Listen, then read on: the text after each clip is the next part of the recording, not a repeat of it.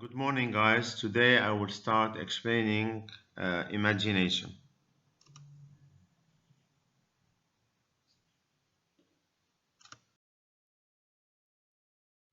So I'd like to start this chapter with a nice quotation for William Blake. So what is now proved was once only imagined.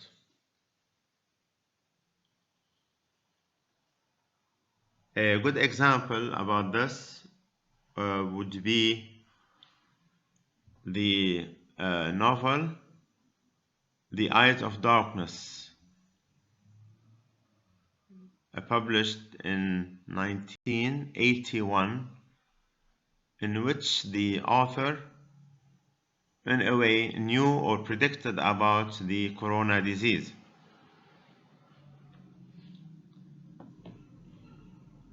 A second example would be about Stephen Hawking.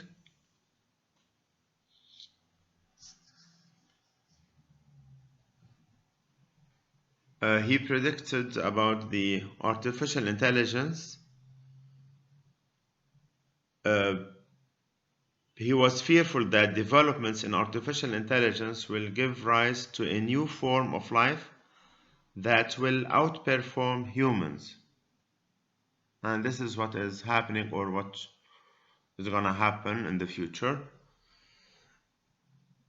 A second prediction would be about space exploration. So according to Stephen Hawking, spreading out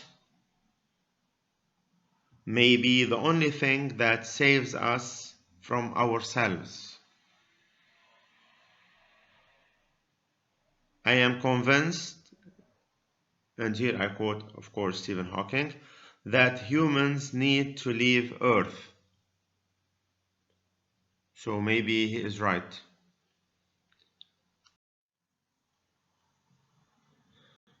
Okay, now I'm gonna ask you to draw an alien. Give you a minute or so.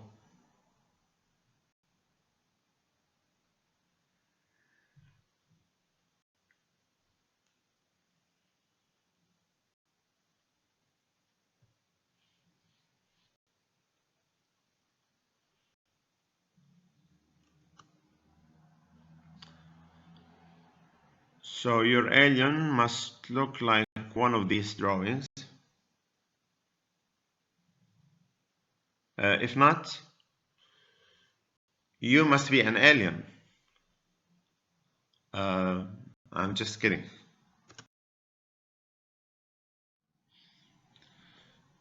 So a second quote for Albert Einstein. Imagination is more important than knowledge. Imagine. So according to him, knowledge is limited, but imagination is not. It encircles the world. So this is a good way of introducing this chapter. You could use one or both quotations in your introduction. So here we ask, what is imagination? So the word imagination itself triggers one's imagination. So ask, how are we able to imagine?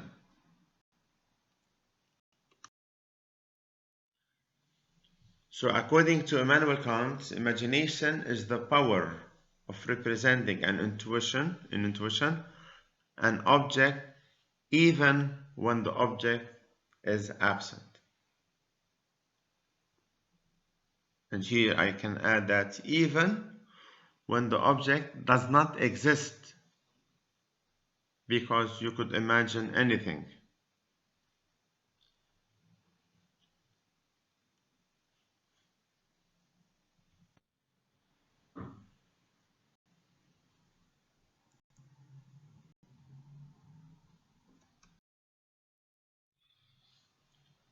In imagination, there is always an image. How are we able to imagine? Through an image. This image can be regarded as a simple copy of what there is in the external world. So here it's a little bit like memory, but we do have a difference between them. Memory must be related to the past. It is about an event that occurred in the past, but imagination is not at all related to time. You could imagine anything that you want. You could imagine something that happened to you, will happen to you, and maybe will never happen to you. According to Bachelard, imagination is the faculty of forming images that go beyond reality, images that sing reality. I like very much this citation. You could write it in your introduction, maybe in your synthesis, or even in your conclusion.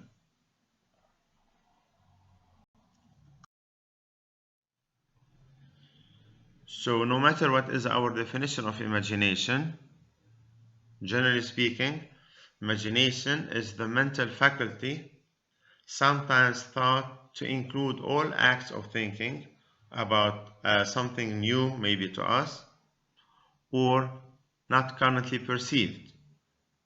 And here we have opened the door to the two theories that we will see in the nature of imagination. So imagination is always directed towards an object, even though the object might not exist. You could imagine anything that you want, things that will never maybe exist.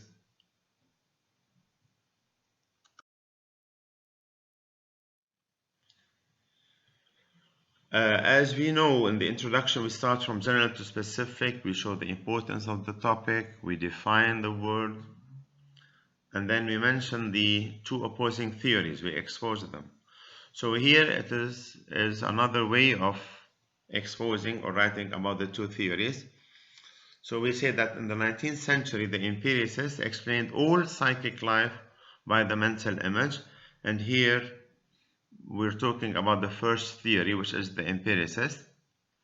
Then contemporary psychology, following the works of Alain and the phenomenologists, mainly Jean-Paul Sartre, has totally reversed the trend by replacing the image thing with the description of the vivid consciousness. And here is the second theory, which is the phenomenological theory. So you could write this before writing the internal transitional sentence and then the problematic. So the main problematic would be, what is the nature of imagination? And then you have to come up with two other questions related to the two theories in imagination, depending on the citation.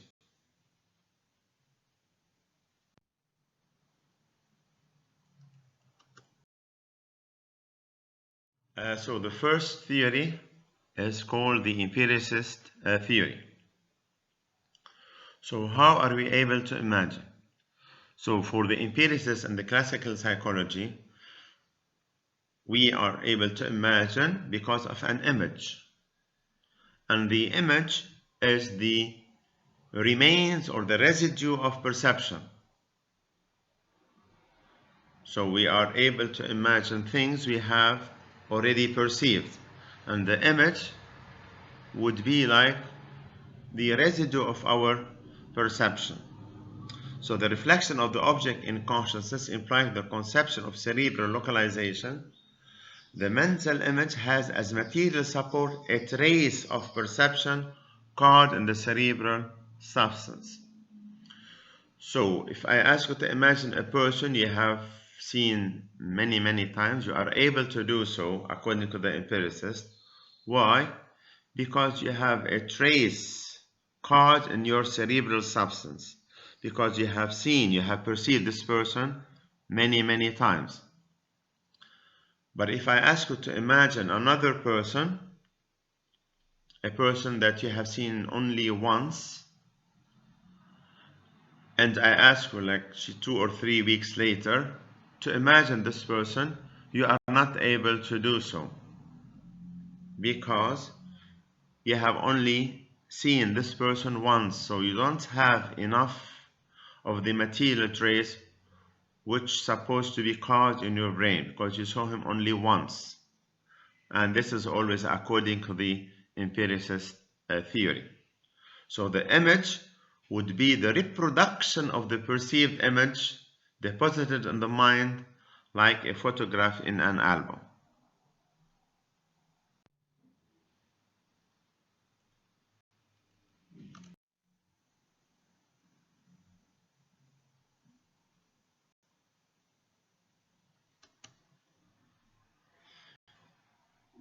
Here is an example to support also the empiricist theory.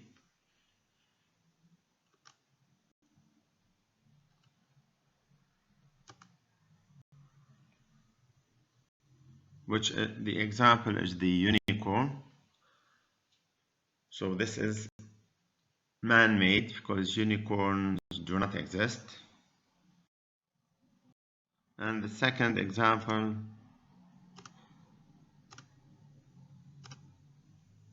would be about a SpongeBob.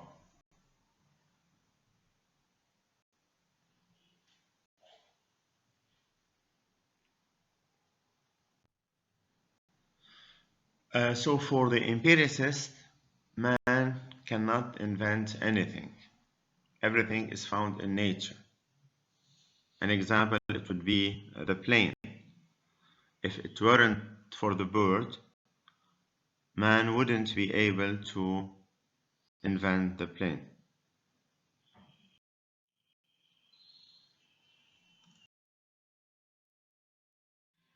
So another argument to support the empiricist theory is David Hume. So David Hume distinguishes between the impressions, meaning by that the perception of the outside world, or the perception if you want, and the ideas, which are weak images or reflections of impressions in our thought.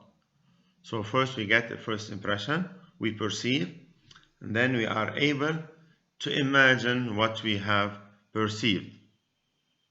How? Through an image. And the images would be weakened reproductions of one's perception. So the image can be material, like a photograph, or spiritual, like love, friendship, devotion.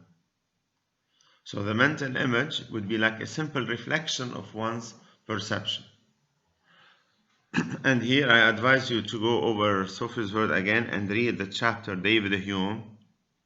You could read it online if you don't have the book, in which he explains and he gives examples about impressions and ideas. This is found on page 265 to 66.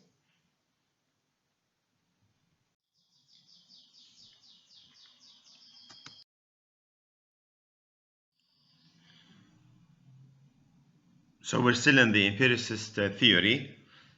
So according to them, the image comes from perceptions.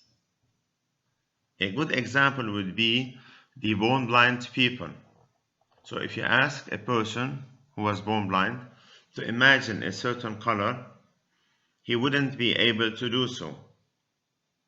Why? Because he has never seen the blue color before. So even for them, as we stated earlier, the creative imagination does not exist. Because, let's say, the creative imagination of the musician, the painter, the poet goes back to the reproductive imagination.